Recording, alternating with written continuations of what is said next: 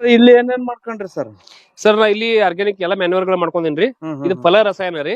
ಇದ್ರಾಗ ಕೆಟ್ಟಂತ ಹಣ್ಣುಗಳನ್ನ ಇದ್ರಾಗ ಹಾಕಿ ಗೋಮೂತ್ರ ಹಾಕಿ ಇದನ್ನ ಕಳಿಸಿ ಇದ್ರ ರಸಾಯನ ತಗೋತೀನಿ ಸರ್. ಆಮೇಲೆ ಇದು ಗೋಮಾಸದ ರಸಾಯನ ಸರ್. ನಮ್ಮ ಆಕಳ ಇದಿತ್ರಿ ಅದ್ರದೇ ಮಾಸ್ ಹಾಕಿ ಅದಕ್ಕೆ ಬೆಲ್ಲ ಹಾಕಿ ಅದನ್ನ ರಸಾಯನ ತಯಾರು ಮಾಡೀನಿ ಸರ್. ಆಮೇಲೆ ಇದು ಗೋಕೃಪಾಮೃತ ಸರ್. ಹಾ, ಈ ಗೋಕೃಪಾಮೃತನು ಇಲ್ಲೇ ನಾನು ತಯಾರು ಮಾಡ್ಕೊತೀನಿ ಸರ್.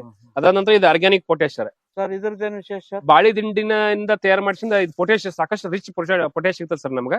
ಯಾವ ತರ ಮಾಡ್ತೀರಿ ಸರ್ ಇದನ್ನ? ಬಾಳಿ ದಿಂಡಿಯಿಂದ ನಾವು ವೇಸ್ಟ್ ಆದ ಬಾಳಿ ದಿಂಡಿಗಳನ್ನ ಸಣ್ಣಗ ಕತ್ತರಿಸಿ ಇದ್ರಾಗ ಹಾಕಿ ಅದ್ರಾಗ ಒಂದ್ ಸ್ವಲ್ಪ ಮತ್ತ ಆಕಳ ಗೋಮೂತ್ರ ಬೆಲ್ಲ ಟಪ್ ಹಾಕಿಸಿದ ಅದ ಇದು ತಕೋತೀವಿ ಸರ್, ರಸಾಯನ ತಕೋತೀವ್ರಿ. ಅದು ಫಸ್ಟ್ ಕ್ಲಾಸ್ ಪೊಟ್ಯಾಶ್ ಇರ್ತದೆ ಸರ್. ಆಮೇಲೆ ಇದು ವೇಸ್ಟ್ ಡಿಕಂಪೋಸರ್ ಸರ್.